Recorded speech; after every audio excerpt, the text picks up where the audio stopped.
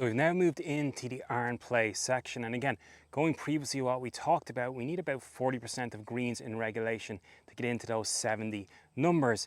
So what's really important when we look at irons, we're going to look at two things. Number one, that face orientation. So we need that face to be fairly square at impact in a fairly consistent manner, and we need the ball coming out of the middle of the face. So there are two things in one that we're going to look at. We're also going to look at what we call low points. So where's that club, the lowest point of travel? Is that in and around the golf ball? And how's that club interacting with the turf in and around the golf ball? So are we getting a little bit of ground before the golf ball? Are we compressing that golf ball? Are we a little bit steep? All those different things. So we're really looking at iron play in two aspects. Looking at it from this end is going to be more the horizontal, the side to side, and the face orientation.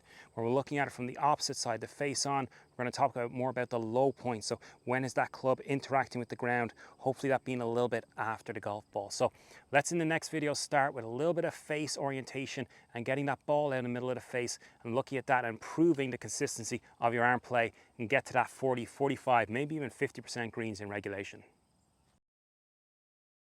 So we've already talked about face control in terms of the opening of the face in the backswing. But let's not get technical with this. Let's keep this as simple as possible. And knowing now what we know, so perhaps we are missing those greens a little bit to the right. Perhaps we are missing those greens a little bit to the left. Well, let's come out with a little skill development task, right? Let's not get very technical on this. And let's have 3 golf balls. And what we're going to do is we're going to try and hit one left, one right, and then the last one we're going to try and hit straight. So we know, we've already talked about it, this face is a massive influence, about 75% of the start direction with irons.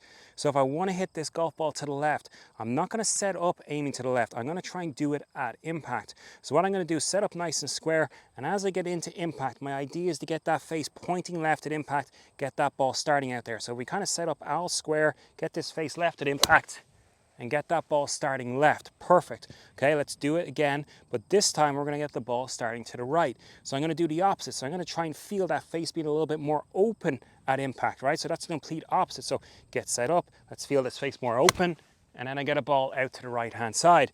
Now again, I'm just really developing the skill, the awareness of a face being open and a face being closed.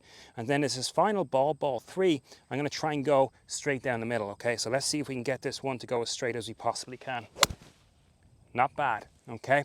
So again, this nice little drill, irrelevant of what your issue is, whether you are missing it right, whether you are missing it left, this nice little skill development task, getting that awareness of where the face is, whether it's open, closed, or square, can be massively beneficial to your iron game. Really important. So a drill I would do an awful lot, a little bit left, a little bit right, somewhere in the middle, just right.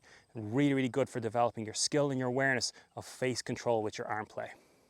So our second strategy when we're looking at the actual start direction, so we're talking about face angles still with the irons, is creating this goal. Now we've already traded these with the driver, okay, this kind of goalpost scenario. With the irons, we're just going to narrow it down. So I have them very close. Now I could also have just one stick there and use it as an influence to move around the stick left to right, right to left, etc.